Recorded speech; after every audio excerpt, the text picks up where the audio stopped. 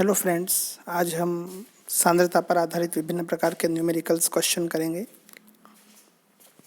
और इसके लिए सबसे पहले हमको सांद्रता की विभिन्न इकाइयों के सूत्र याद होने चाहिए। तो हम एक बार इनका शॉर्ट में अध्ययन कर लेते हैं, देख लेते हैं इनके सूत्र क्या हैं। सबसे पहले द्रव्यमान प्रतिशत यानी W upon capital W percentage. हम जानते हैं 100 में कितने भाग उपस्थित है, ये हो जाएगा। सूत्र होगा इसका विलेय पदार्थ का द्रव्यमान ग्राम में अपॉन विलयन का द्रव्यमान ग्राम में इंटू 100। इसके बाद अपन देखते हैं पीपीएम और पीपीबी।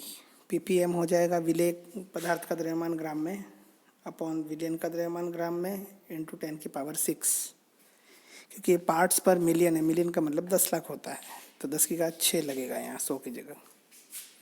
ठीक, पीपीबी में हो जाएगा विलेय पदार्थ का द्रव्यमान ग्राम में अपॉन विलयन का द्रव्यमान ग्राम में इंटू 10⁹। ठीक, अब इसके बाद हम देखेंगे द्रव्यमान यूनिट में मोल भिन्न हम जानते हैं। अगर माना कि ऐसा विलयन है जिसमें दो घटक हैं ए और बी, और ए के मोलों की संख्या एन है, बी के मोलों की संख्या एन बी है, तो ए की मोल भिन्न एक्स ए बराबर होगी n A upon n A plus n B. इसी प्रकार बी की मोल भिन्न एक्स बी बराबर होगी n A n B upon n A plus n B. और सभी प्रकार के घटकों की मोल भिन्नों का योग, the addition of mole fraction of all component must be 1, यानी यहाँ पर x A plus x B बराबर 1 होगा। तो यहाँ पर अगर एक्स ए निकल जाता है तो हमको एक्स बी निकालने की जरूरत नहीं, उसको एक में से घटा करके हम निकाल लेंगे। ठीक, नेक्स्ट है आपका मोललता हम जानते हैं क्या होती है। 1 किलोग्राम विलायक में उपस्थित विलेय पदार्थ का के ग्राम मोलों की संख्या। तो इसका सूत्र भी हो जाएगा विलेय पदार्थ के ग्राम मोलों की संख्या अपॉन विलायक का द्रव्यमान किलोग्राम में। यह हम कह सकते हैं W B upon M B, ये तो होगी मोलों की संख्या, डब्ल्यू बी विलेय की मात्रा ग्राम में, एम बी हो गया उसका molar mass, upon W A विलायक का द्रव्यमान ग्राम में अपॉन 1000, क्योंकि हमको वहाँ पर किलोग्राम में चाहिए इसलिए 1000 का भाग देंगे। यहाँ पर डब्ल्यू ए ग्राम में है। अब हम देखेंगे आयतन प्रतिशत का मतलब होता है volume percentage, small V upon capital V percentage. तो ये होता है विलेय का आयतन मिलीलीटर में अपॉन विलयन का आयतन मिलीलीटर में इंटू 100। ये भी सिंपल है, लेकिन इसकी शर्त है दोनों आयतन की यूनिट में होने चाहिए। चलो अब द्रव्यमान आयतन इकाइयाँ देख लेते हैं फटाफट।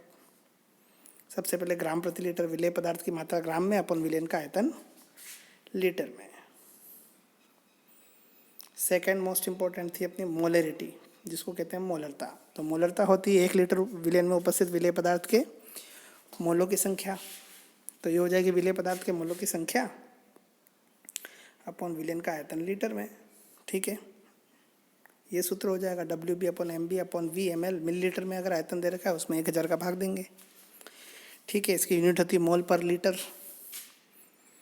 ठीक, चलो ये भी हमने देख लिया था कि अगर कोई अभिक्रिया इस प्रकार से होती है तो उसके लिए मोलरता का सूत्र लगेगा M A V A upon equal to x upon y M B V B. ठीक, चलो अब देखते हैं नॉर्मलता। जैसे मोलरिटी थी वैसे नॉर्मेलिटी है नॉर्मलता, बस इसमें अणुभार के स्थान पर क्या लगेगा, तुल्यांकी भार लगेगा, जैसा कि आपको बताया था। बस ये हो जाएगा विलेय पदार्थ के ग्राम तुल्यांकों की संख्या अपॉन विलयन का आयतन लीटर में। ये हो जाएगा डब्ल्यू अपॉन ई बी है तुल्यांकी भार। ठीक है, और इसमें तो सूत्र लगेगा, इसमें हमको संतुलित अभिक्रिया लिखने की आवश्यकता नहीं, सीधा N1E1 इक्वल टू N2V2 सूत्र लग जाएगा। चलो नॉर्मेलिटी के बाद आते हैं हम मास वॉल्यूम परसेंटेज के ऊपर। मास वॉल्यूम परसेंटेज में सीधा सूत्र है विलेय पदार्थ की मात्रा ग्राम में और विलयन का आयतन मिलीलीटर में इंटू 100, यानी 100 मिलीलीटर में विलेय पदार्थ के कितने ग्राम प्रेजेंट हैं। ठीक है, फॉर्मेलिटी आयनिक ठोस के लिए निकालते हैं। फॉर्मेलिटी विलेय पदार्थ के ग्राम सूत्रभारों की संख्या, इसमें अणुभार की जगह सूत्रभार होते हैं, और विलयन का आयतन लीटर में अपॉन विलयन का आयतन लीटर में। ठीक है, तो ये सारे सूत्र हमने पढ़ लिए थे, लेकिन आपको एक बार और रिकॉल कर रहा हूँ मैं। फिर हमको ध्यान रखना द्रव्यमान इकाइयाँ जैसे द्रव्यमान प्रतिशत, पीपीएम, पीपीवी, मोल भिन्न, मोललता आदि टेम्परेचर से इफेक्ट नहीं होती, यानी इन पर ताप का कोई प्रभाव नहीं पड़ता। नेक्स्ट है द्रव्यमान आयतन इकाइयाँ जैसे मोलरिटी, नॉर्मेलिटी, ग्राम पर लीटर, फॉर्मेलिटी, ये सारी ताप से प्रभावित होती हैं और ताप बढ़ने से आयतन बढ़ता है, इसलिए जनरली ताप बढ़ने पर इन इकाइयों का मान कम होता है। जैसे मोलरिटी कम होती है, नॉर्मेलिटी कम होती है, ठीक है ना, क्योंकि आयतन बढ़ता है टेम्परेचर बढ़ाने पर जनरली, और आयतन अपॉन में होता है, हर में होता है, और हर में जो भी चीज़ बढ़ेगी वो उसकी वैल्यू को कम करेगी। किसकी? मोलरिटी, नॉर्मेलिटी, इन कॉन्सेंट्रेशन की यूनिट को कम करेगी। ठीक, अब हम देखते हैं कई बार ये भी पूछा जाता है मोलरता और नॉर्मलता में क्या संबंध है। सीधी सी बात है, सांद्रता ग्राम प्रति लीटर बराबर होता है मोलरता इंटू अणुभार, और सांद्रता ग्राम प्रति लीटर बराबर होता है नॉर्मलता इंटू तुल्यांकी भार भी होता है। तो मोलरता बराबर हो गया नॉर्मलता इंटू तुल्यांकी भार बटा अणुभार। अब तुल्यांकी भार को हम क्या लिख सकते हैं? अणुभार बटा एन, हमने जैसे पढ़ रखा है तुल्यांकी भार की परिभाषा से। तो अणुभार से अणुभार कट जाएगा तो ये हो जाएगा नॉर्मलता अपॉन एन, यानी N equal to N M. ये संबंध होता है नॉर्मेलिटी और मोलरिटी में, है ना। फॉर एग्जाम्पल, अगर एक सॉल्यूशन लूँ मैं, है ना, H2SO4 का, जिसमें 98 ग्राम H2SO4 लूँ मैं 1 लीटर में, 98 ग्राम H2SO4, है ना, और उसकी नॉर्मलता निकालो और उसकी मोलरता निकालो, ठीक है। तो मोलरिटी क्या होगी? 98 अपॉन 98 अपॉन 1 लीटर, तो 1 m हो जाएगी, मोलरिटी हो जाएगी 1 m। लेकिन नॉर्मेलिटी कितनी हो जाएगी? नॉर्मेलिटी हो जाएगी 98 बटा 49 हो जाएगा, वहाँ तुल्यांकी भार का भाग लगेगा, तो ये हो जाएगा 2n, है ना। समझ में आएगी नहीं? तो इस प्रकार से नॉर्मेलिटी हो जाएगी 2n और मोलरिटी हो जाएगी 1m। तो ये आपको ध्यान में रहना चाहिए। चलो आगे देखते हैं।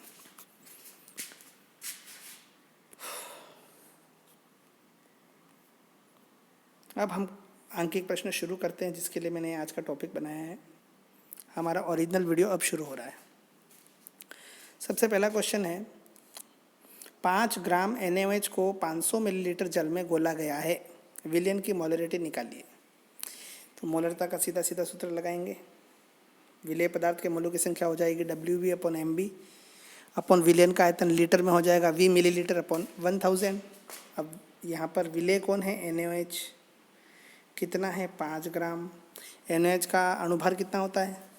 40, तो 5/40 क्या हो गया? इसके मोलों की संख्या हो गई, अपॉन विलयन का आयतन कितना दे रखा है? 500 मिलीलीटर। तो इसको अपने को किस में बदलना पड़ेगा? लीटर में। 500/1000, यानी 5/40 इंटू ये नीचे का पोर्शन पूरा उल्टा हो जाएगा, 1000/500। तो 1/8 इंटू 2/1 यानी इक्वल टू 1/4 m, या मैं कह सकता हूँ 0.25 मोल प्रति लीटर या 0.25 m मोलर सॉल्यूशन। तो इस प्रकार से आप इसकी मोलरिटी को आसानी से निकाल सकते हैं।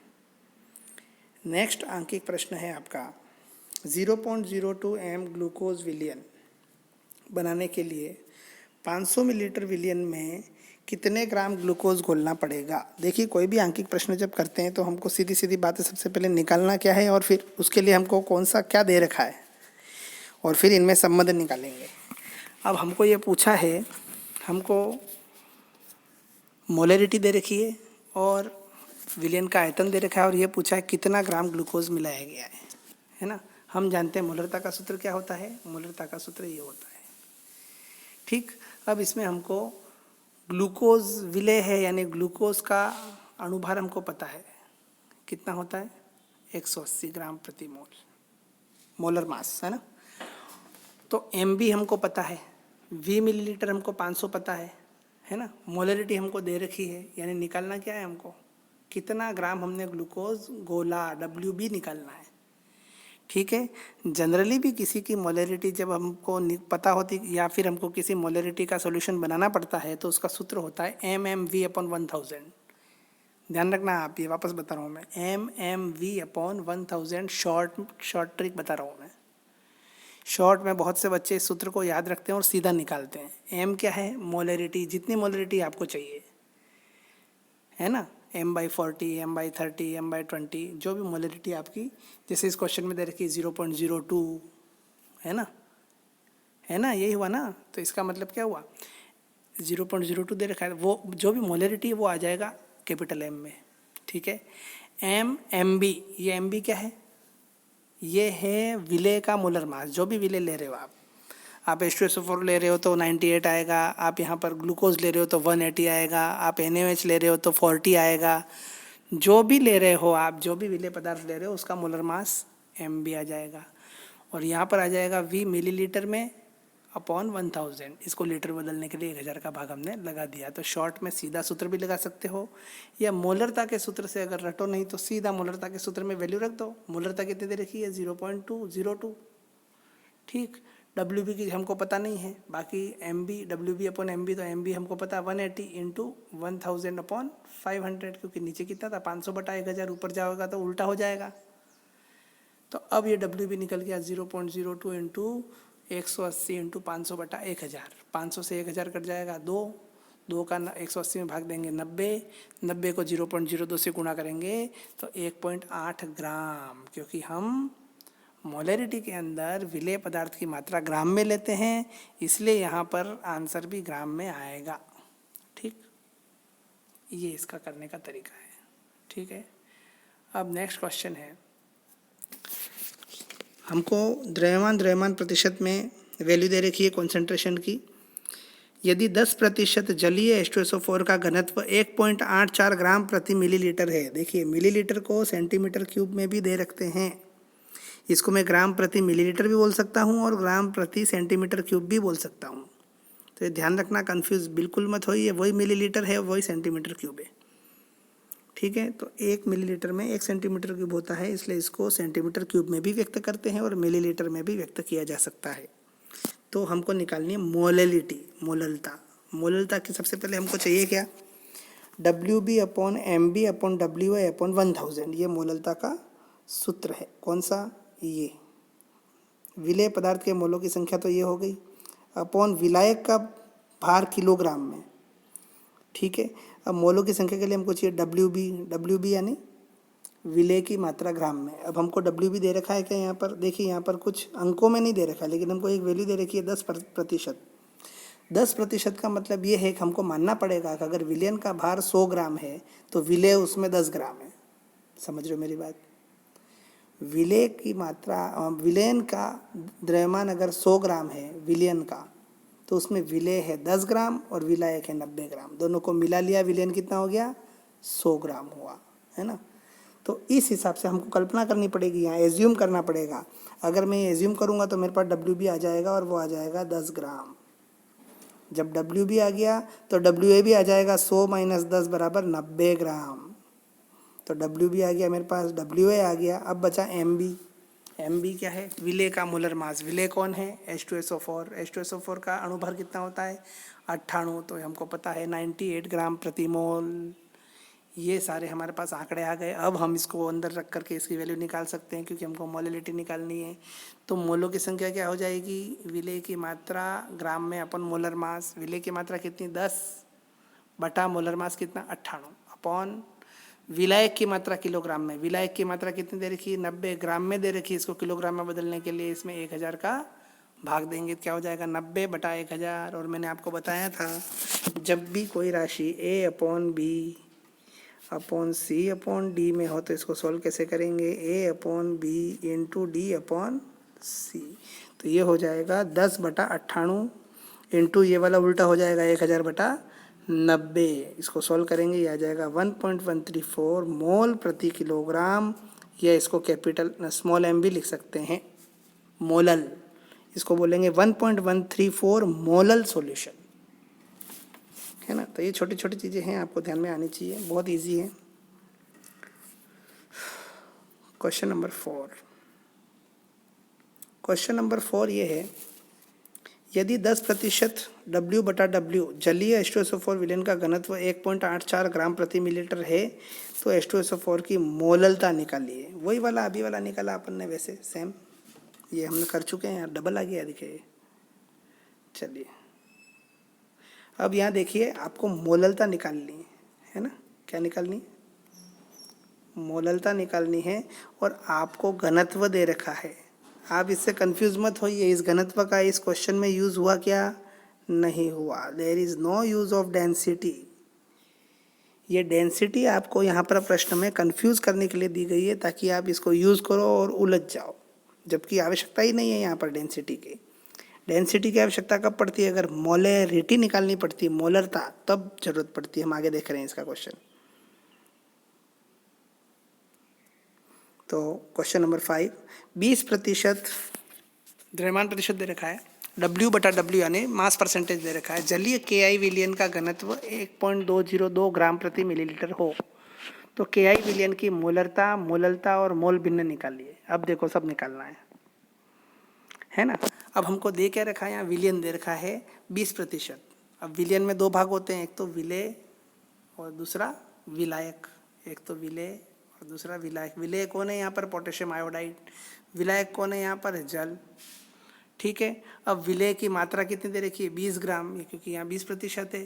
तो 20% का मतलब ये हुआ कि विलयन की मात्रा अगर 100 ग्राम है तो विलेय कितना होगा? उसमें 20 ग्राम, और विलायक कितना होगा? 80 ग्राम।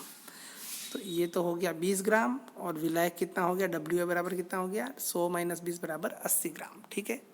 विलेय की मात्रा, विलेय का मोलर मास, विलेय क्या है? Potassium iodide.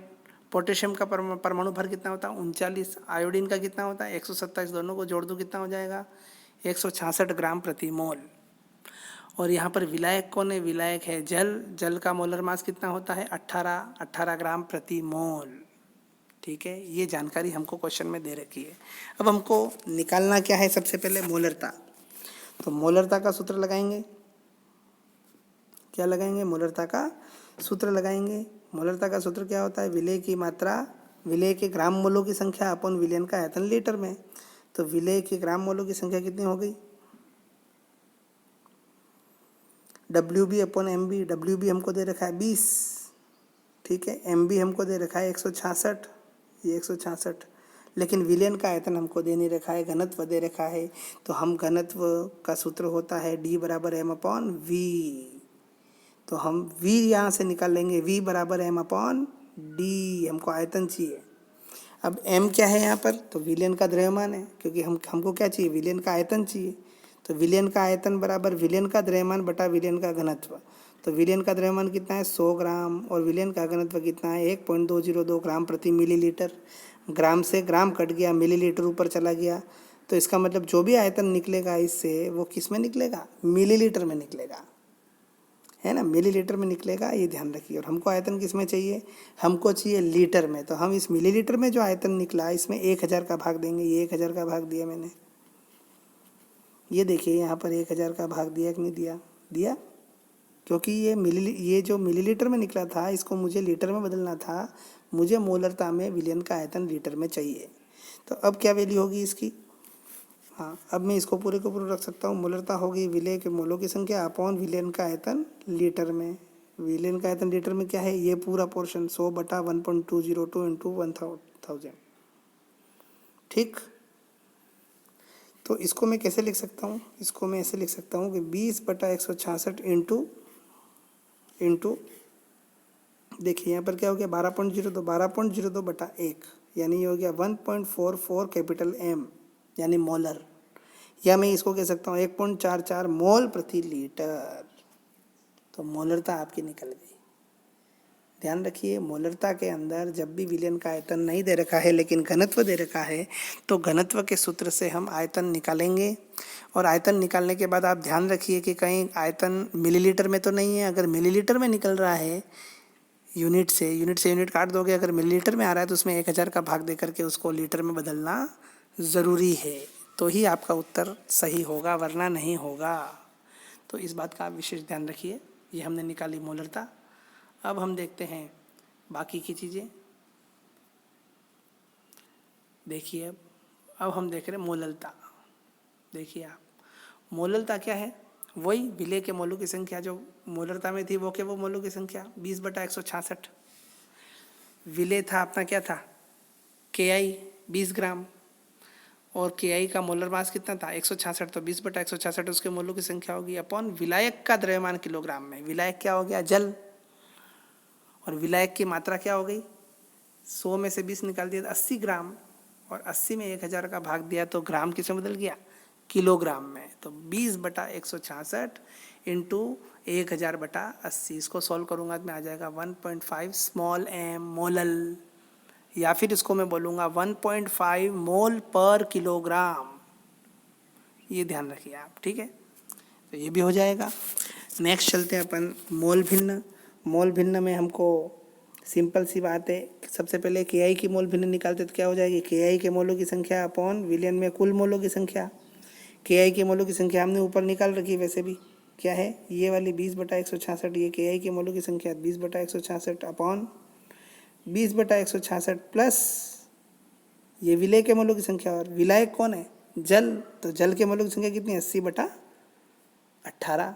विलायक की मात्रा कितनी है 80 ग्राम, और उसका मोलर मास कितना है 18 ग्राम प्रति मोल। तो मोलों की संख्या क्या हो गई 80/18। मोलों की संख्या निकालने का सूत्र क्या है, पदार्थ की मात्रा ग्राम में अपॉन उसका मोलर मास, ठीक है। तो ये हो जाएगा 0.120, और नीचे क्या आ जाएगा 0.120 प्लस 4.4, तो 0.120 अपॉन 4.56, और इसको जब हम सोल्व करेंगे तो आ जाएगा 0.0263। चूँकि मोल भिन्न की यानी मोल फ्रैक्शन की कोई यूनिट नहीं होती, इसलिए इसके पीछे कोई इकाई लगेगी नहीं, केवल संख्या के रूप में प्रदर्शित किया जाता है इसे, ठीक है। अब ये विलेय की निकल गई तो विलायक की निकालने की ज़रूरत है क्या, बिल्कुल नहीं। अब हम एक में से घटा देंगे, एक में से घटा देंगे इसको, तो जल की मोल भिन्न क्या होगी, जल की मोल भिन्न क्या होगी 1 माइनस 0.0263, तो ये आ जाएगा 0.9737। एक में से उसको घटा दो, मेरे घर में 3 सदस्य, एक मेरी बीवी, एक मेरा बच्चा, तीसरा मैं हुआ, करने की जरूरत ही नहीं इसमें। यहाँ पर दो का योग एक है, एक का निकल गया, दूसरे को एक में से घटा दो, आपको सोल्व करने की ज़रूरत नहीं है, ठीक है। चलो आगे चलते हैं। क्वेश्चन नंबर 6, जल का आपेक्षिक घनत्व 1 है तो शुद्ध जल में H2O की मोलरता ज्ञात कीजिए। देखो मोलरता का सूत्र हम जानते हैं, ये होता है WB/MP, MB/V, विलेन का आयतन लीटर में। यहाँ पर हम ये मान करके चल रहे हैं कि शुद्ध जल का द्रव्यमान 1000 ग्राम है। शुद्ध जल का द्रव्यमान 1 लीटर का 1000 ग्राम, जबकि ऐसा होता नहीं है, जनरली कम होता है, लेकिन शुद्ध जल को मान रहे हैं। दूसरी बात, हम इसके हाईएस्ट घनत्व पर ले रहे हैं, तो 1000 ग्राम मान लूँ मैं इसको, MB मान लूँ 18 ग्राम प्रति मोल, विलेन का आयतन 1 लीटर, तो मोलरता कितनी हो जाएगी 1000/18। एक लीटर जल की कितनी होगी, 1 लीटर जल का भार कितना हो गया 1000 ग्राम, अपॉन उसका मोलर मास कितना हो गया 18, तो मोलों की संख्या कितनी होगी 1000/18, और विलेन का आयतन कितना है 1 लीटर, तो बटा 1 आ जाएगा। तो इसको मैं सॉल्व करूँगा तो आ जाएगा आपका 1000/18 यानी 55.5 मोलर सॉल्यूशन, या 55.5 मोल प्रति लीटर। तो ये हमको छोटे छोटे क्वेश्चन है जो ध्यान रखने हैं। और एक बात ध्यान रखना, जहाँ पर भी 1000/18 आए वहाँ पर आप, क्योंकि बहुत जगह काम पड़ता है एग्ज़ाम में, कंपटीशन एग्ज़ाम में, तो आप 55.5 याद रखिए, 55.5, ताकि आपको बहुत सारी कैलकुलेशन ईजी हो जाती है, कुछ कुछ चीज़ें हम नोट कर लेते हैं तो,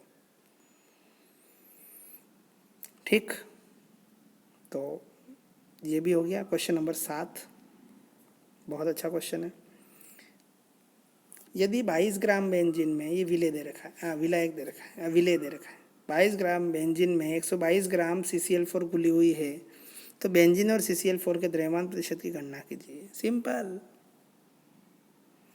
बेंजीन का द्रव्यमान प्रतिशत कितना होगा, बेंजीन का द्रव्यमान कितना है 22 ग्राम, और विलेन का द्रव्यमान कितना है 22 प्लस 122। विलियन में विलेय और विलायक दोनों आ जाएंगे, इसलिए यह हो जाएगा 22 प्लस 122 इंटू 100, ये हो जाएगी कंडीशन, यानी 22/144 इंटू 100, यानी इसको सोल्व करेंगे 15.28%। ये तो होगी बेंजीन का द्रव्यमान प्रतिशत। अब आपको कार्बन टेट्राक्लोराइड का द्रव्यमान प्रतिशत निकालने की जरूरत है क्या, नहीं, 100 में से घटा दो उसको, तो 100 में से बचा हुआ भाग उसी का थे और किसका है, तो 100 माइनस 15.28 कितना हो जाएगा 84.72%, क्या हो जाएगा CCl4 कार्बन टेट्राक्लोराइड का द्रव्यमान प्रतिशत, यानी द्रव्यमान के रूप में इतना भाग उसका है ना। तो बहुत इजी क्वेश्चन है ये, लेकिन एग्जाम में आते हैं देखो, और इजी करने से भी कॉन्फिडेंस बढ़ता है, इजी क्वेश्चन करने से भी।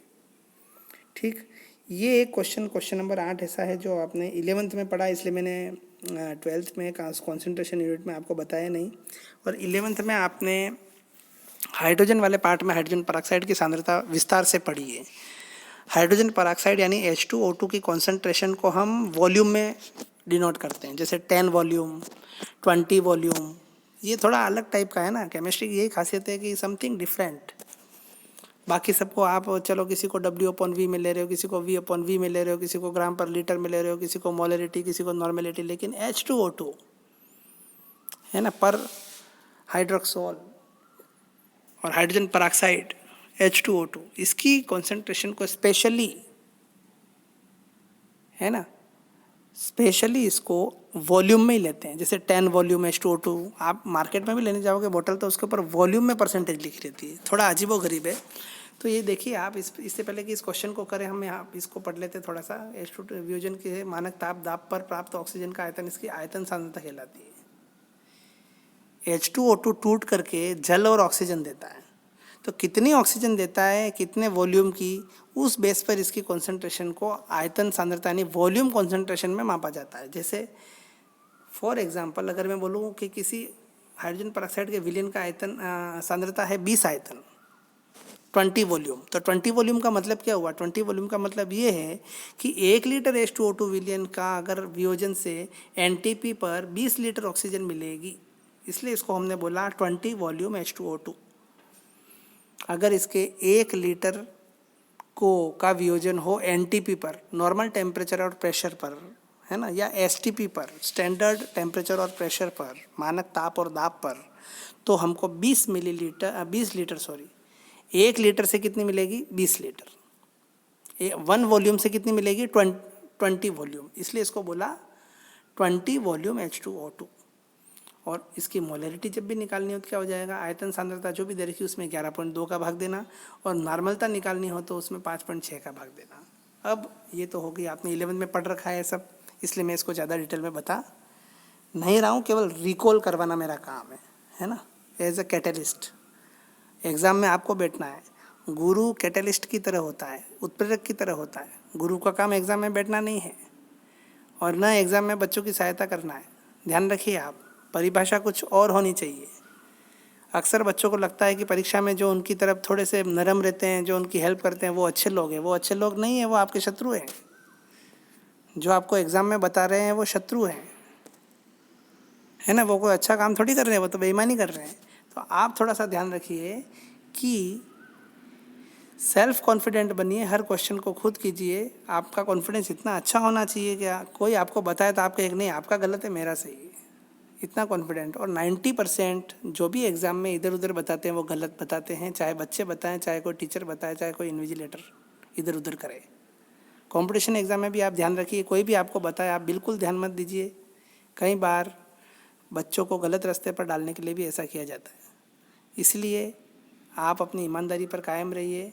और आपने 11th में H2O2 पढ़ रखा है, इसलिए हम इस क्वेश्चन को बहुत इजीली करेंगे। 10 वॉल्यूम H2O2 आपको दे रखा है, इसकी मोलरिटी क्या होगी?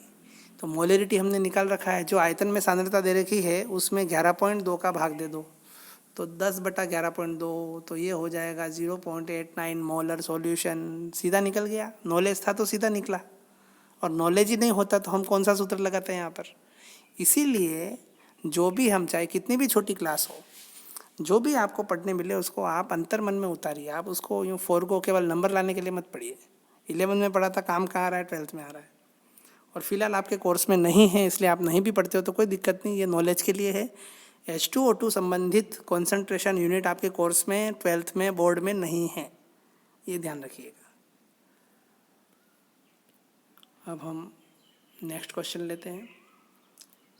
अगला क्वेश्चन बहुत अच्छा दे रखा है। 46 ग्राम इथेनॉल दे रखा है। 46 ग्राम इथेनॉल और 1000 ग्राम जल से बने विलयन का घनत्व दे रखा है 0.992 ग्राम प्रति सेंटीमीटर क्यूब, या मैं कह सकता हूँ ग्राम प्रति मिलीलीटर। तो मोलरिटी, मोलैलिटी, द्रव्यमान प्रतिशत और मोल अंश निकालिए। अब क्या क्या दे रखा है यहाँ पर? हमको विलेय की मात्रा दे रखी है, विलेय है C2H5OH जिसकी मात्रा दे रखी है, द्रव्यमान दे रखा है 46 ग्राम। अब ये इथेनॉल है, इसलिए इसका मोलर मास हो जाएगा 46 ग्राम प्रति मोल।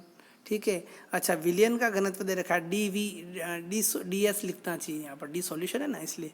डी दे रखा है 0.992 ग्राम प्रति मिलीलीटर। बस इन 3 आंकड़े दे रखे हैं हमको, इससे हमको निकालना पड़ेगा कि मोलरता क्या है। सबसे पहले मोलरता निकालेंगे।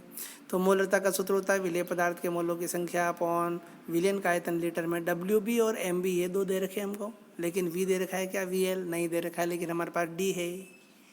हम जानते हैं D बराबर M अपॉन V, तो V बराबर हो जाएगा M अपॉन D, और M हमको पता है कितना है, M विलयन का द्रव्यमान कितना है 46 प्लस 1000, तो 1046 बटा 0.992, और ऊपर आ जाएगा ग्राम, नीचे आ जाएगा ग्राम प्रति मिलीलीटर, ग्राम से ग्राम कट जाएगा, बचेगा कौन, मिलीलीटर। इसलिए ये जो वॉल्यूम निकलेगा वो किस में निकलेगा, वो निकलेगा मिलीलीटर में। तो सूत्र क्या आ गया 1054 मिलीलीटर, लेकिन मुझे किस में चाहिए, लीटर में चाहिए, इसलिए मैं इसमें 1000 का भाग दूंगा तो क्या हो जाएगा 1.054 लीटर। ये आपको ध्यान रखना है। तो मोलरता क्या हो गई, मोलरता होगी विलेय के मोलों की संख्या 46 बटा 46 बटा 1.054। इसको सॉल्व करूंगा तो आ जाएगा 0.949 मोल प्रति लीटर, या 0.949 कैपिटल M।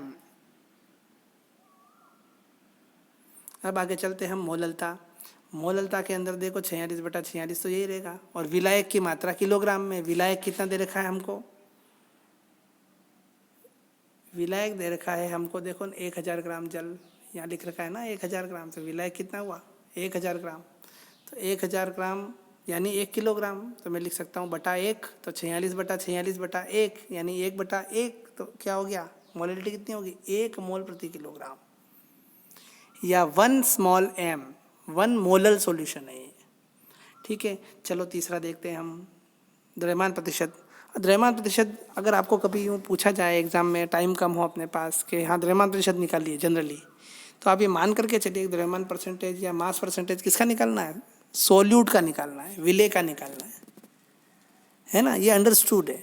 बहुत सी चीज़ ऐसी होती है पढ़ाई के अंदर जो अंडरस्टूड होती है, फॉर्मेलिटीज़ नहीं होती है ना, इसलिए हम लकीर के फ़कीर नहीं रहते। साइंस की विशेषता है, साइंस कभी लकीर की फ़कीर नहीं रहती है ना। हम पढ़ते हैं बर्ड्स फ्लाई, तो ऐसा थोड़ी पढ़ते हैं birds fly in the sky, अरे आकाश में उड़ेंगे, ज़मीन पे थोड़ी उड़ेंगे, वो अंडरस्टूड है। तो बहुत सी चीज़ें अंडरस्टूड होती हैं और उनको उसी हिसाब से पढ़ना चाहिए। तो यहाँ पर हमने निकाला द्रव्यमान मास परसेंटेज। मास परसेंटेज आप मान करके चलिए कि सोल्यूट के लिए पूछा जाता है, और अगर उसको दोनों के लिए पूछना होगा तो वो प्रश्न में देगा, आप चिंता मत कीजिए। तो यहाँ पर हम निकालेंगे WB upon WA plus WB into 100, विलेय का मात्रा, विलेय का द्रव्यमान अपॉन विलयन का द्रव्यमान इंटू 100। विलेय का द्रव्यमान ग्राम में कितना है 46, विलयन का द्रव्यमान ग्राम में कितना है, विलेय प्लस विलायक 46 प्लस 1000 ग्राम, ग्राम से ग्राम कट गया, इंटू 100, यह आ जाएगा 4.398%। और लगे हाथ अगर आपको इसमें विलायक का द्रव्यमान प्रतिशत निकालना हो, मास परसेंटेज निकालना हो, तो आप क्या करोगे 100 माइनस 4.398, तो आपका निकल जाएगा सॉल्वेंट का मास परसेंटेज, है ना। तो ये जो छोटी छोटी चीज़ें हैं ये आपको थोड़ी सी ध्यान में रखनी है। अब हम निकालेंगे मोल भिन्न। मोल भिन्न में आपको अगर विलेय के मोलों की संख्या और विलायक के मोलों की संख्या दोनों पता हो तो आप आसानी से निकाल सकते हो। विलेय क्या है यहाँ पर, इथेनॉल, तो इथेनॉल के मोलों की संख्या अपॉन इथेनॉल प्लस जल के मोलों की संख्या, सीधी सी बात है। इथेनॉल कितना दे देगा 46, तो 46 बटा 46 अपॉन 46 बटा 46, और विलायक का द्रव्यमान कितना दे देगा 1000 बटा 18, जो कि हमने पढ़ा था 55.5 होता है। यहाँ पर हो जाएगा 1 बटा 1 प्लस 55.5 यानी 1 बटा 56.5। इसको सोल्व करेंगे तो आ जाएगा 0.0176। ये किसका आया, विलेय का, इथेनॉल का की मोल भिन्न आई, मोल फ्रैक्शन आई। और हमको अगर जल की मोल भिन्न निकालनी है तो हम इसको एक में से घटा देंगे, 1 माइनस 0.0176 यानी आ गया 0.9824। इसके कोई यूनिट नहीं होती इसलिए इसके पीछे हम कुछ लगाएंगे नहीं। तो ये छोटी छोटी चीज़ें आपको ध्यान में रखने की है। केवल 3 आंकड़ों से हमने चारों यूनिट निकाली है, आप विशेष ध्यान रखिए आप। अब बहुत ही सुंदर क्वेश्चन है, देखिए आप बहुत ध्यान से, मज़ा आ जाएगा इस क्वेश्चन में आपको। इस टाइप के क्वेश्चन एग्जाम में देने भी चाहिए, मेरा मानना ऐसा है। द्रव्यमान की दृष्टि से 25% विलयन के 300 ग्राम व 40% के 400 ग्राम को आपस में मिलाया तो मिश्रण का मास परसेंटेज क्या होगा, ये इसने पूछा है। बहुत सुंदर क्वेश्चन है, इसलिए आप इसको ध्यान से देखिए। आपको 2 सॉल्यूशन दे रखे हैं यहाँ पर। पहला सॉल्यूशन जो दे रखा है वो है, उसका मास परसेंटेज है 25%, और कितना दे रखा है? 25% दे रखा है ना। 25% का मतलब क्या हुआ? 25% का मतलब हुआ इसमें 25 ग्राम तो है विलेय और 75 ग्राम विलायक। ठीक, अब हमको कितना दे रखा है? ये दे रखा है हमको 300 ग्राम दे रखा है। कितना दे रखा है? 300 ग्राम। तो 100 ग्राम में कितना है? 25 ग्राम। तो 300 ग्राम में कितना होगा? 75 ग्राम। विलेय कितना होगा? 75 ग्राम होगा। ठीक है, इसका मतलब ये हुआ कि जो 25% विलयन के 300 ग्राम है उसमें 75 ग्राम तो विलेय है और 300 में से 75 घटा दो यानी 225 ग्राम विलायक है। ये तो मेरे पास इस पूरे विलयन की जानकारी आ गई। 300 ग्राम में कितना क्या क्या है। 300 ग्राम जो मेरे को विलयन दे रखा था, 25% विलयन, उसमें विलेय कितना विलायक कितना मात्रा आ गई मेरे पास गणना से। इसी प्रकार से मैं निकालूंगा इस विलयन के लिए। ये विलयन कितना है? 40% विलयन। 40% विलयन का मतलब कितना हुआ कि अगर 100 ग्राम विलयन है तो उसमें 40 ग्राम तो है विलेय और 60 ग्राम है विलायक। हमको मानना है 100 ग्राम, हमको मानना है। ये क्वेश्चन में नहीं दे रखा है, परसेंटेज दे रखा है तो हमको 100 मानना है। अब 100 ग्राम में कितना है? 40 ग्राम, तो 400 ग्राम। अब ये क्वेश्चन में दे रखा है कि 40% के 400 ग्राम हमारे पास विलयन है। तो इसका अब हमको कैलकुलेशन से निकालना है 400 ग्राम में विलेय कितना है। तो 400 ग्राम में उपस्थित विलेय कितना होगा? 160 ग्राम। तो बचा कौन? विलायक। 400 में से 160 घटाएंगे तो विलायक कितना होगा? 240 ग्राम। तो हमारे पास दोनों विलयनों की के घटकों की मात्रा आ गई। पहला जो विलयन है 25%, उसके 300 ग्राम में विलेय है 75 ग्राम, विलायक है 225 ग्राम। दूसरा जो विलयन है 40%, उसके 400 ग्राम में विलेय है, सॉल्यूट है 160 ग्राम और सॉल्वेंट है 240 ग्राम। अब इन दोनों को मैंने मिलाया। देखना, जैसे ही मिलाया तो देखिए विलयन ये कितना था? 300 ग्राम। ये कितना था? 400 ग्राम। दोनों को मिलाया तो कितना हो गया? 700 ग्राम। तो विलयन का आयतन कितना हो गया? मिश्रण कितना हो गया? मिश्रण का द्रव्यमान, सॉरी आयतन नहीं है, द्रव्यमान है ना, 700 ग्राम। अब इसमें विलेय कितना हो गया? तो इसका विलेय 75, इसके विलेय 160। 75 और 160 को जोड़ लो, 235 ग्राम। विलायक कितना हो गया? इसका विलायक ये, इसका विलायक ये हो गया 465 ग्राम हो गया। ठीक है, अब हम द्रव्यमान प्रतिशत निकाल सकते हैं। अब हमारे पास 700 ग्राम के अंदर विलेय कितना है? 235 ग्राम। मिश्रण हमने मिला दिया ना, तो मिलाने के बाद क्या हो गया? मिलाने के बाद मेरे पास कुल विलेय कितना हो गया? 235 ग्राम। कुल विलायक कितना हो गया? 465 ग्राम। और दोनों को मिला तो विलयन का द्रव्यमान कितना हो गया? 700 ग्राम। इन तीन आंकड़ों से मैं मास परसेंटेज निकाल लूँगा। तो विलेय का द्रव्यमान प्रतिशत कितना हो जाएगा? 235 बटा 700 इंटू 100, ये हो जाएगा 33.57%, 33.57%। और ये विलायक का द्रव्यमान प्रतिशत कितना हो जाएगा? 100 माइनस 33.57 यानी 66.43%। 100 में से निकाल लो, उसका अलग से निकालने की जरूरत नहीं है ना। तो इस प्रकार के बहुत ही खूबसूरत क्वेश्चन आपके सामने आते हैं। आप बिल्कुल आराम से कीजिए, कोई घबराने की जरूरत नहीं है। एक और क्वेश्चन दे रखा है, निम्नलिखित प्रत्येक विलयन की मोलरता की गणना कीजिए। आपको 30 ग्राम कोबाल्ट नाइट्रेट हेक्साहाइड्रेटेड दे रखा है 6H2O, 4.3 लीटर में घुला हुआ है। सिंपल, कोबाल्ट नाइट्रेट का मोल द्रव्यमान निकाल लो। कोबाल्ट का परमाणु भर होता है 58.7, ठीक है। बाकी तो आपको पता है, नाइट्रोजन का 14 होता है, ऑक्सीजन का 16, इसको गणना करेंगे, ये हो जाएगा 290.7 ग्राम प्रति मोल इसका मोलर मास हुआ। अब मोलरता निकालेंगे हम। मोलरता कैसे निकालेंगे? विलेय की मात्रा ग्राम में अपॉन मोलर मास। ग्राम में कितनी रहेगी? 30 बटा 290.7। विलयन का आयतन लीटर में 4.3 लीटर बटा 4.3, तो यह आ जाएगा 0.02 मोल प्रति लीटर। इस प्रकार से मोलरिटी निकल जाती है। अगर नीचे हमको एक क्वेश्चन दे रखा है, 30 मिलीलीटर 0.5 M H2SO4 को 500 मिलीलीटर तनु करने पर मोलरता क्या हो जाएगी? जब भी इस प्रकार का क्वेश्चन आए कि आपको पर्टिकुलर किसी मोलरिटी का सॉल्यूशन दे रखा है और उसके अंदर अपन ने कुछ जल मिलाया, उसका आयतन को परिवर्तित किया, है ना, तो अब उसको मोलरिटी में क्या चेंज आएगा? तो हम सूत्र लगाएंगे M1V1 इक्वल टू M2V2। तो ये हो जाएगा 0.5 M के कितने हैं? 30 मिलीलीटर। तो मैं 500 ml कर दूँ तो उसकी मोलरिटी क्या चेंज हो जाएगी? तो M2 बराबर आ जाएगा 0.03 M। सीधी सी बात है। अगर मैं अंदर पानी मिलाता जाऊंगा तो ऑब्वियसली क्या हो जाएगी, मोलैलिटी कम हो जाएगी ना, 0.5 से किस पे आ गई, 0.3 पे आ गई। ये बात ध्यान रखने लायक है। सूत्र क्या लगेगा, m1 इक्वल टू m2v2। पहले जो मोलरता और आयतन का गुणनफल था वो बाद में आयतन बढ़ाने या घटाने के बाद में मोलरता और वॉल्यूम यानी आयतन के गुणनफल के बराबर होना चाहिए इस सूत्र से। ठीक, चलो। और ये बहुत ही सुंदर क्वेश्चन है।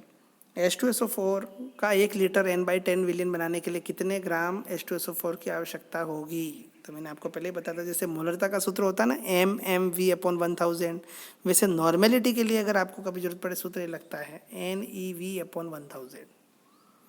मोलरता की जगह नॉर्मलता का n आ जाएगा, अणुभार की जगह तुल्यांकी भार E आ जाएगा, और v मिलीलीटर बाकी का सूत्र वो का वही। और ये कहाँ से आया, ये इस नॉर्मलता के सूत्र से आया। चाहे तो आप इस सूत्र में सीधा मार वैल्यू रख करके लिख दो, या फिर आप अगर इसको याद रखते हो तो सीधा ये सूत्र भी लगा सकते हो। ठीक, अब नॉर्मेलिटी कितनी है, 1/10 दे रखी है, n/10। चलो E क्या है, इक्विवेलेंट वेट, तुल्यांकी भार। H2SO4 का तुल्यांकी भार कितना होता है, 49, ये 49। मिलीलीटर में आयतन कितना दे रखा है, 1 लीटर, तो 1 लीटर में 1000 मिलीलीटर होते हैं, है ना, तो 1000/1000। और आंसर किस में आएगा, ग्राम में आएगा। इसको सॉल्व करूंगा तो क्या आ जाएगा, 4.9 ग्राम, है ना। यानी 4.9 ग्राम H2SO4 का मैं लूँ और उसको लेने के बाद उसको आयतन माफी फ्लास्क में लेकर के उसका वॉल्यूम कर दूँ मैं 1 लीटर, तो उसकी नॉर्मेलिटी कितनी हो जाएगी, उसकी नॉर्मेलिटी हो जाएगी n/10। ये ऐसे सॉल्यूशन बनाए जाते हैं। इस गणना से हम वैल्यू निकाल लेते हैं, इस वैल्यू के आधार पर हम उसको लेकर के पानी मिला करके पर्टिकुलर नॉर्मेलिटी या मोलैलिटी का सॉल्यूशन हम बना लेते हैं। और ये बात हम जब प्रैक्टिकल पढ़ेंगे, जब मैं आपको बताऊंगा प्रैक्टिकल करके, तब मैं आपको बाकायदा कैलकुलेशन बताऊंगा कि हमको कौन सा सॉल्यूशन कैसे बनाना है। ठीक है, लेकिन ये सब सॉल्यूशन लेसन के बेस पर ही होगा। अगर ये पार्ट आप बहुत अच्छे से पढ़ते हैं तो आपको प्रैक्टिकल में भी कोई प्रॉब्लम आने वाली नहीं है। हाँ, अब ये क्वेश्चन है, लेबोरेटरी में प्रयुक्त सांद्र H2SO4 की सांद्रता 36 N होती है, हम जो 36 N होती है, हम जो कॉन्सेंट्रेटेड H2SO4 यूज लेते हैं ना, उसकी कॉन्सेंट्रेशन होती है लगभग 36 N। और ये 36 N भी कैसे निकालते हैं हम, उसके ऊपर एक कुछ हमको दे रखी होती है, डेंसिटी दी होती है ना, तो कुछ आंकड़े दिए होते हैं, उससे भी हम निकाल सकते हैं। आप उसके ऊपर देख करके, उसकी डेंसिटी देख करके, कितनी मात्रा दी हुई है वो देख करके आप आराम से उसकी नॉर्मेलिटी भी निकाल सकते हैं। तो हमको जो कॉन्सेंट्रेट सॉल्यूशन दिया होता है लैब के अंदर वो 36 N का होता है, और हमको लैब में यूज़ करने के लिए कॉन्सेंट्रेट के साथ साथ डाइल्यूट सॉल्यूशन की भी ज़रूरत पड़ती है, तनु विलयन की। तो हम तनु किससे बनाते हैं, डाइल्यूशन किससे होता है, वाटर मिला लो उसके अंदर, लेकिन कितना मिलाना है, जब तक कि उसकी कॉन्सेंट्रेशन 36 N से 5 N पर नहीं आ जाए, है ना। तो अगर हमको 500 ml सॉल्यूशन बनाना है, तनु विलयन बनाना है, ठीक है, ठीक है, और 36 N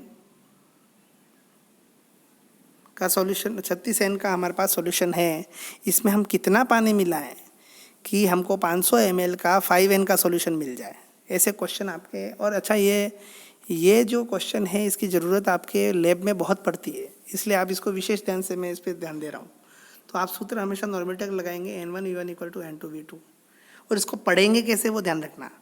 36 N में कितना पानी मिलाऊं कि 5 N का के मुझे 500 ml प्राप्त हो जाएं, समझ में आया आपको। तो यहाँ पर इसकी कैलकुलेशन से आया मेरे पास 69.44, यानी लगभग 70, अप्रोक्सीमेटली 70। इसीलिए आपने देखा होगा कि आपके सर जो भी शिक्षक महोदय हैं या लेबोरेटरी असिस्टेंट महोदय हैं, वो जब भी डाइल्यूट H2SO4 बनाते हैं तो क्या करते हैं, 500 ml का बीकर लेते हैं, उसके अंदर लगभग 70 ml कॉन्सेंट्रेट H2SO4 डालते हैं, और फिर उसके अंदर पानी में, हाँ ध्यान रखना, एसिड में पानी मिलाया जाता है, नहीं मिलाया जाता है, जबकि पानी में एसिड को मिलाया जाता है, ये ध्यान रखना आप। तो वो क्या करते हैं, लगभग 430 ml पानी ले लेते हैं पहले, और उसमें 70 ml एसिड मिला देते हैं। ठीक है, उल्टा सिस्टम होता है। एसिड में पानी नहीं मिलाया जाता है, पानी में एसिड मिलाया जाता है क्योंकि इतनी हीट जनरेट होती है कि कोई भी दुर्घटना घट सकती है। इससे बचने के लिए हम वाटर में एसिड को मिलाते हैं। और हमको पता है कितना, हमने कैलकुलेशन से कितना निकाला, 70 ml। तो हम क्या करते हैं, 430 ml यानी 430 मिलीलीटर पानी लेते हैं, उसमें 70 ml कॉन्सेंट्रेट H2SO4 मिलाते हैं, जिससे हमको 5N H2SO4 सॉल्यूशन मिलता है, जो कि तनु विलयन के रूप में उपयोग में आता है लैब में। तो ये कुछ बातें थी, कुछ न्यूमेरिकल्स क्वेश्चन थे। क्वेश्चंस बहुत सारे हैं, आपकी बुक में दे रखे हैं, गाइड में दे रखे हैं, आप और भी कर सकते हैं। लेकिन मैंने जो इम्पोर्टेंट क्वेश्चन इनके लिए चुने हैं वो आप देख लेना, इसमें से एग्ज़ाम में भी आए हुए हैं, आप इनको एक बार देख लेना। जो अपन ने अभी तक का कंसंट्रेशन की जो यूनिट पढ़ी, विलियन, परिचय, विलियन के प्रकार, सांद्रता की इकाइयाँ, इसमें से बोर्ड में किस प्रकार के क्वेश्चन आते हैं वो आप देख लेना। मोलरता एवं मोललता को परिभाषित कीजिए, इन पर ताप का प्रभाव बताइए। सीधी सी बात है, मोललता पर ताप का कोई प्रभाव नहीं पड़ता। विलयन की मोललता ज्ञात करने का सूत्र लिखिए। विलेय पदार्थ के मोलों की संख्या अपॉन विलायक का भार किलोग्राम में। मोल अंश ज्ञात करने का सूत्र लिखिए, सिंपल, Na/Na+Nb और Nb/Na+Nb और XA+XB=1। ठीक है, और इसको आप परिभाषित भी लिख देना, परिभाषा भी लिख देना है इसकी। सांद्रता की उस इकाई का नाम लिखिए जो ताप से प्रभावित नहीं होती। सभी प्रकार की द्रव्यमान इकाई ताप से प्रभावित नहीं होती, और इसका बेस्ट एग्जाम्पल है मोलैलिटी। विलयन में किसी पदार्थ के मोल अंश को परिभाषित कीजिए, ऊपर आ चुका है क्वेश्चन। 500 ग्राम जल में 4 ग्राम NaOH घुला हुआ, विलयन की मोलरता ज्ञात कीजिए, निकाल लेना आप, बहुत सिंपल है। ठीक है ना। हाँ, यहाँ पर मोलरता की जगह मोललता कर देना आप, है ना, क्योंकि दोनों ग्राम में दे रखे हैं, इसलिए मोलैलिटी निकाल सकते हैं हम।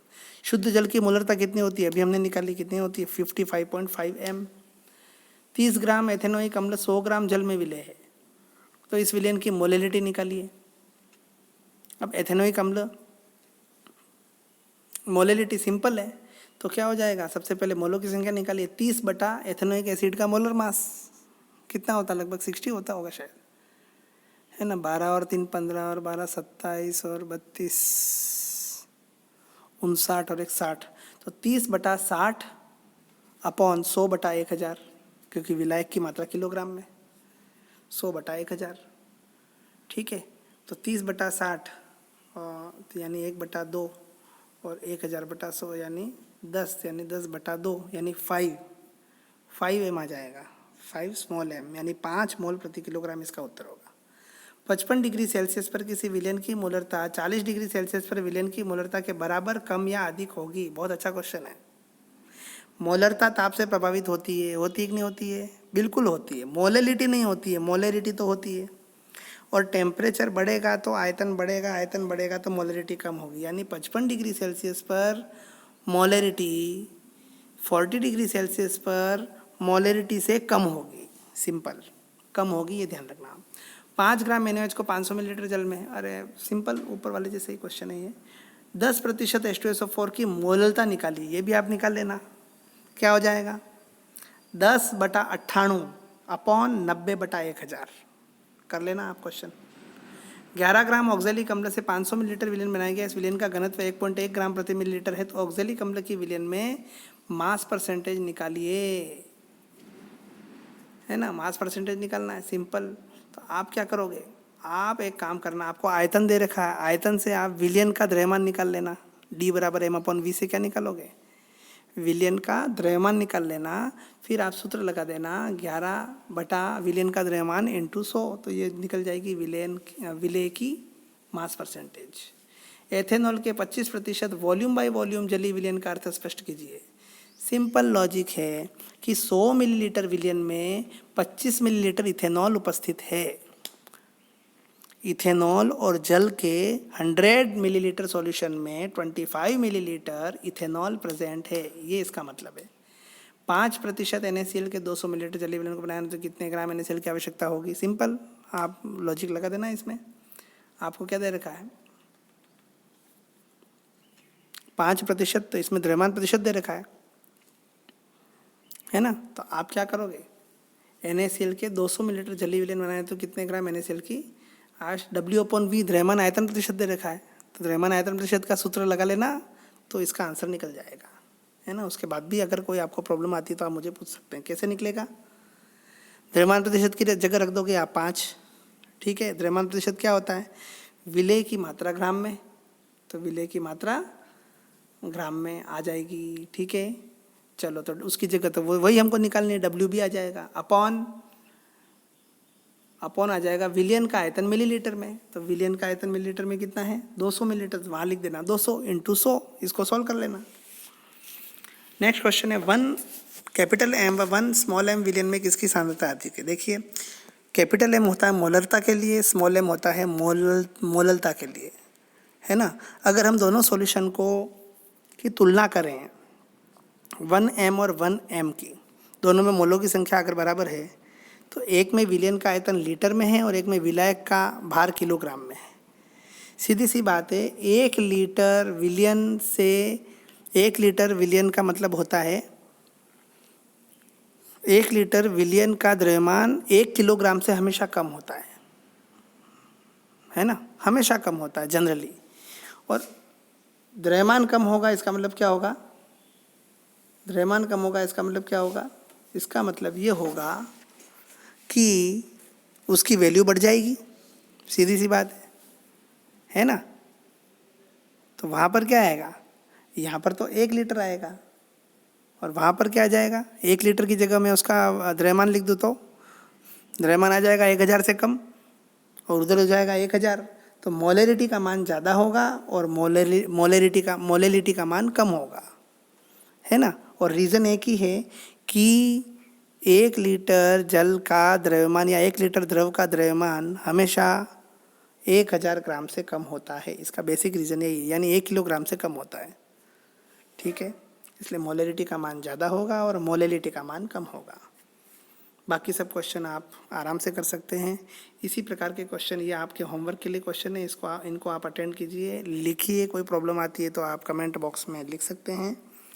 और आज का वीडियो थोड़ा लंबा रहा इसके लिए लेकिन ज़रूरी था सारे आंकिक प्रश्न जब तक, क्योंकि ये सारे इससे पहले हमने जो भी थ्योरी पढ़ी वो पूरी की पूरी न्यूमेरिकल्स के लिए थी। और अगर हम न्यूमेरिकल्स ही बराबर नहीं करेंगे तो फिर उस थ्योरी को पढ़ने का मतलब क्या निकला? एप्लीकेशंस ज़रूरी है ना। तो केवल ज्ञान लेने से मतलब नहीं, उस ज्ञान का उपयोग भी होना चाहिए। ये ज्ञानोपयोग है, ये जितने भी हम न्यूमेरिकल्स कर रहे हैं वो ज्ञान का उपयोग है।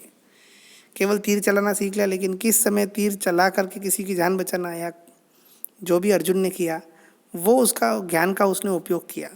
केवल सीखने से कुछ नहीं होता है।